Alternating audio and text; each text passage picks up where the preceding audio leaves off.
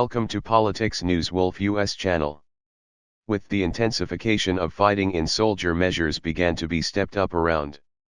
The main purpose of Russia's initiation of its comprehensive operation is interpreted as the desire of Russians to seize control in Bakhmut. Since Ukrainian army took control of the BME region, Russian army has suffered critical losses on the Eastern Front. In this process, all eyes turn to the Eastern Front. The increase in the propaganda of the Russian media shows that Russia wants to launch a major offensive by declaring mobile. When we examine the Kremlin's moves, Putin wants a big increase in the number of soldiers by declaring mobilization. In this way, Russian army will want to advance by using the advantage of the number of soldiers. However, Russia has a big problem. Russian soldiers are very inexperienced and have not undergone adequate training. Putin wants to solve the problem of soldiers in this process by including Belarus in the war. In the coming period, very large operations are expected to start on the northern front. Because Putin is aware that he cannot directly control the eastern front after the recent losses.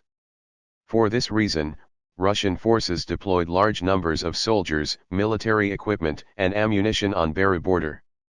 Belarus and Russian army has been conducting exercises on the borderline for weeks in case of a possible attack. Ukrainian army took many precautions on the northern front. If Russian army is not successful in a possible operation, Russian army will collapse completely. Therefore, Kremlin wants the Belarusian army to be involved in the war. They want to advance by using the experienced soldiers of Belarusian army on the northern. However, due to the possibility of Belarus involvement in the war, Ukrainian army to great measures against possible attack scenarios, Western countries and NATO are aware of this and continue to send large quantities of military equipment to Ukrainian troops. Moscow lost another 590 soldiers in just one. This worries Putin a lot because the losses increase the intensity of the reactions against Kremlin. Also, if Putin loses the war, he cannot stay in power. The illegal war initiated by the Kremlin caused great reactions and sanctions from many countries. In addition, the Putin government in Russia is subjected to harsh criticism and protests continue in many regions. This situation and the losses on the front caused problems within the Kremlin. In this process, many statements were made that support to Ukraine would be increased, and some of the shipments reached Kiev. NATO Secretary General Jens Stoltenberg noted that the battles for soldier and BME show how important it is to strengthen military support for Ukraine in the war against Russia. Stoltenberg. In recent days, we have witnessed heavy fighting near BME and soldier in eastern Ukraine. This once again shows the courage of Ukrainian army fighting to defend their homeland. In this case, we need to give more support to.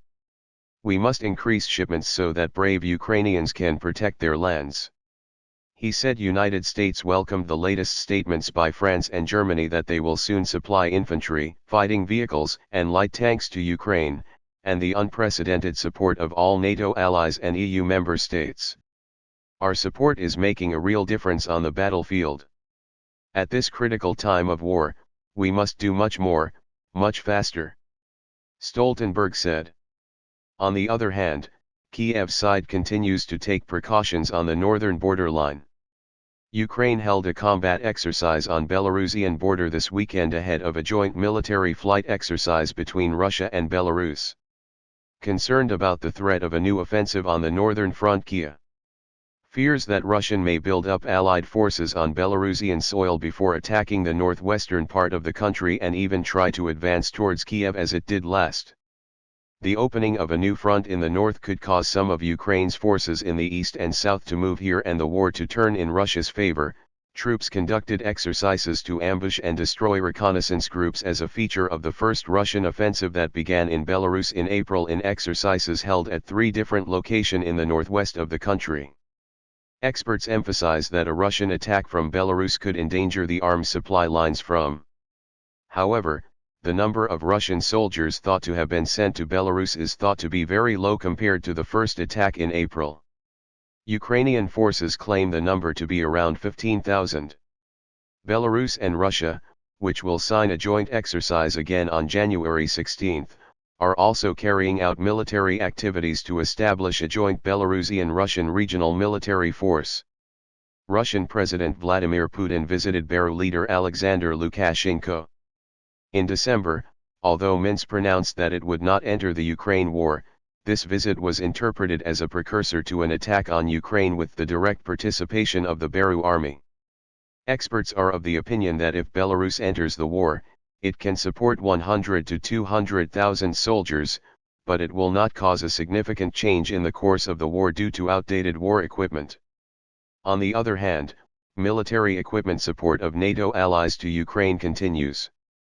Finally, Polish President Andrzej Duda announced that Warsaw has decided to send Leopard tanks to Ukraine as part of an international sea. Speaking during his visit to the city of Lviv in western Ukraine, Duda said he hopes the fleet, which will consist of 14 tanks, will soon go to Ukraine with tanks from other countries. Speaking to Duda, Ukrainian President Zelensky said that a joint decision must be taken as no country alone can supply enough tanks to.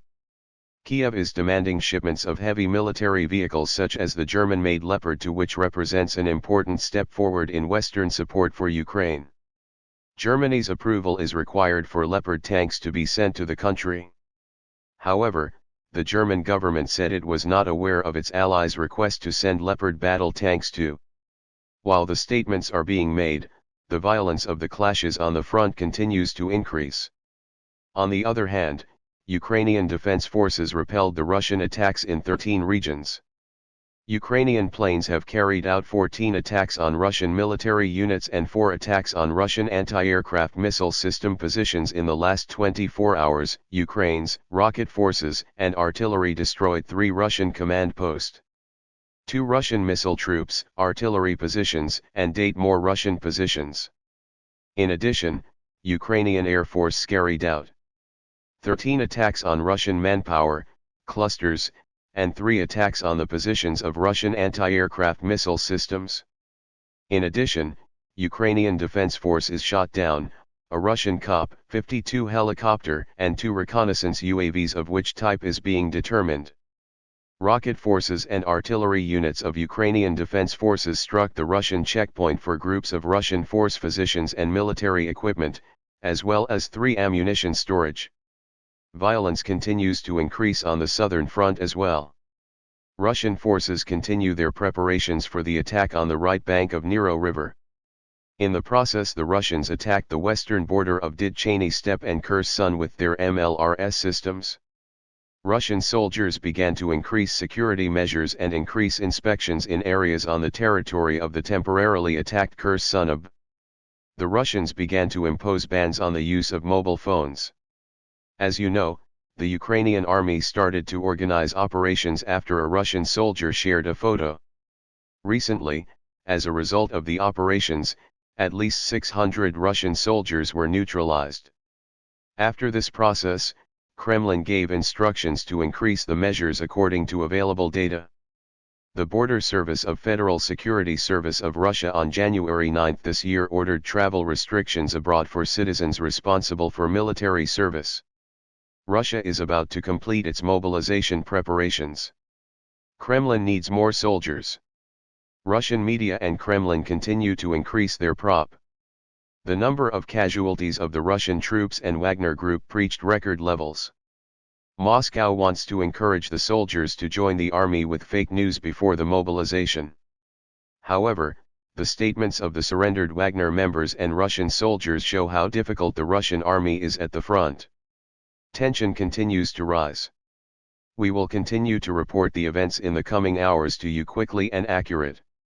We continue to inform you objectively about the events. Thank you for watching the video. If you find it useful, please comment and share the video for us. It will make our channel more known. See you in the following videos. Thank you very much.